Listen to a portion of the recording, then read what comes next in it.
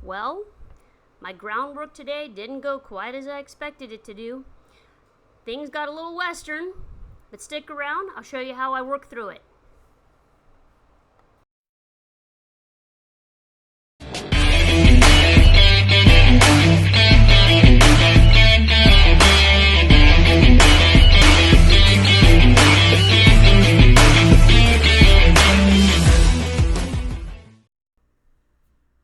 Welcome back to Becky, Amio Horse Training. This is LR Blue Hawk Hancock that I'm working with today.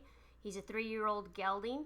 I used him yesterday to demonstrate something that I did that was pretty stupid about 4 years ago when I got my arm broken the second time, reaching underneath a horse. Now, you guys have asked for a lot of groundwork from me, and I've hesitated to show you, and I have recently found a way to show you some more of my groundwork. And one of the things that I do here is I use this buoy here to desensitize the horse. Now, the horse several years ago that I broke my arm training on, he ended up getting sensitized to it, and I didn't properly down-regulate him. And it got me in a whole lot of trouble. It got me a lot of time off and a lot of time sitting in the house reflecting on something that I did that was wrong when I was handling this colt. Now, Hawk here has already been through all the groundwork. He's already been through the buoy. I started him last year in September, and he's already been through all this groundwork, but it was probably time to give him a good refresher. Now, as we saw on the left side, it didn't bother him at all to change directions. This is why we want to switch to the other side and have him work in both directions. And like I said in my video yesterday, if you didn't catch yesterday's video, please go back and watch it. But what I find is that when the buoy is on the inside of the circle, they don't care too much about it bouncing and hitting them in the shoulder or in the side of their body when it's on the inside of the circle. It's when we change direction on the circle and it's bouncing on the horses on the outside, that's when it starts to get western. And I don't know the rhyme or reason why it's getting them on the outside, but we're getting a lot of reaction here. And this is where I told you guys, you know, we get it augments the natural ability in the horse, and some of them, you know, we get to see what kind of reactions they do. And he's moving back and forth with us, which is pretty cool. We're starting to see a little bit of movement in this horse, and he's waking up a little bit for me, and he's kind of scooting around this round pen. I've got a pretty good handle on him on the lunge line. Now, if you don't have a good handle on your horse or you don't have a round pen to work in, you're going to get drug and you're going to have a wreck. I can't emphasize that enough to you guys, which is why I've kind of held off showing you this thing. Now, I just keep working him. And I'm kind of letting him go back and forth on his own. As long as he turns towards me, I don't want him to turn away from me. Every once in a while, I do have a wreck and they turn away from me, and then my lunge line gets wrapped around them, and then I have to figure out how to get it. But it's just augmenting his natural movement. After he got past the initial kicking at it because he was surprised, now he's just picked up the pace and he's moving a little bit quicker for us. He's aware that it's there. And he kind of wants to stop. I like a horse that wants to stop. Believe it or not, I like a horse that sees this and wants to stop and quit going forward, because that tells me, hopefully, in the event we ever get into a wreck, he's going to stop and wait for me and not keep on dragging me through the pasture if my foot's stuck in the stirrup. And see, now he's kind of gotten sick of this, and he's going, well, you know, I really don't want to work that hard, and I'm having to swing my lunge line and make him work.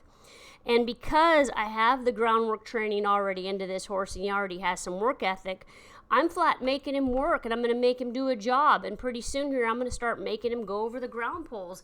And he's just going to have to accept that this is another piece of equipment that's banging on him.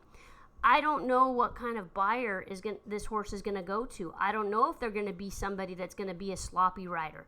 I don't know if it's somebody who's going to bounce their legs up and down his sides, and he's going to have to tolerate that and deal with it.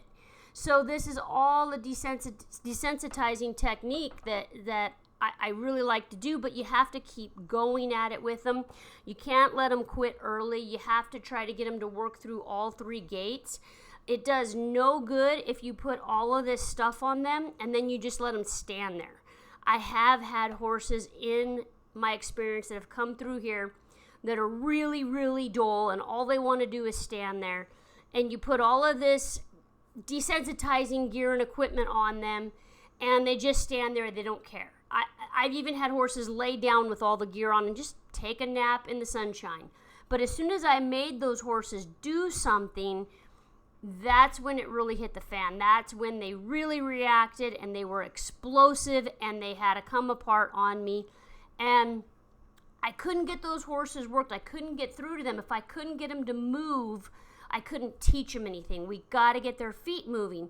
So I'm just making him move his feet, and I'm making him work through this. And he kind of wants to quit on me. You can see that. And again, when that buoy is on the inside of the circle, it doesn't bother him nearly as much as when it's on the outside. And it's really important that you work this on both sides of the horse's body, because they will react on one side more than the other. And it doesn't necessarily matter if it's offside or near side or left or right.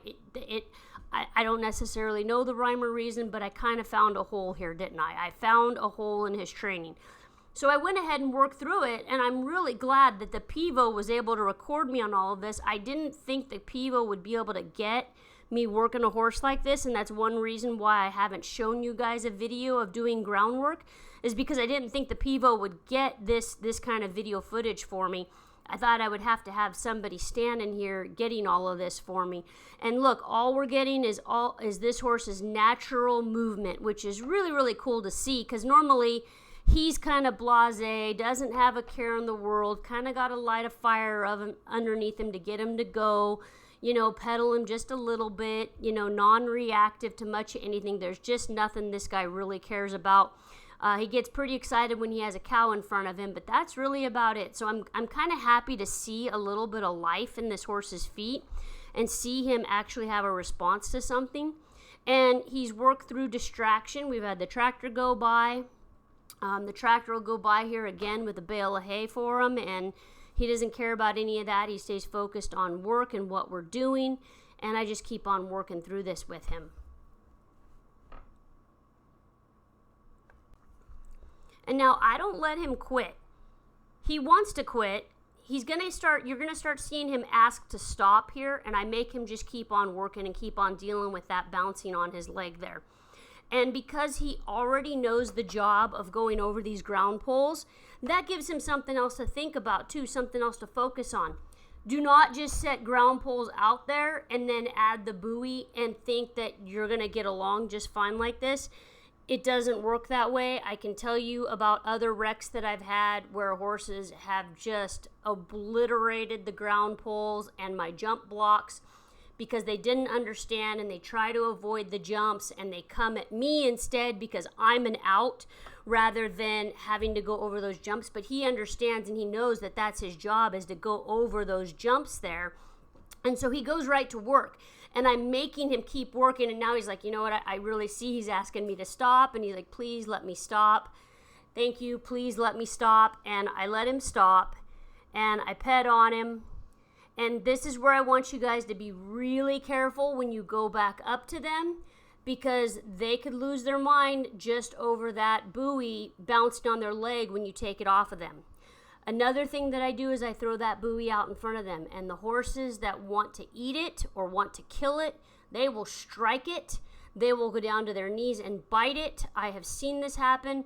So I kind of throw it out in front of them, and I back away and let them have their moment with the buoy because I'm not sure. You know what I mean? Just watch yourself, be careful, recognize that, that they could react that way. Put yourself in a safe place. So I throw it out there in front of them, and sometimes I do this before I even hook them up to it. I throw it out in front of them and see what their reaction is. See if they're going to snort and blow at it.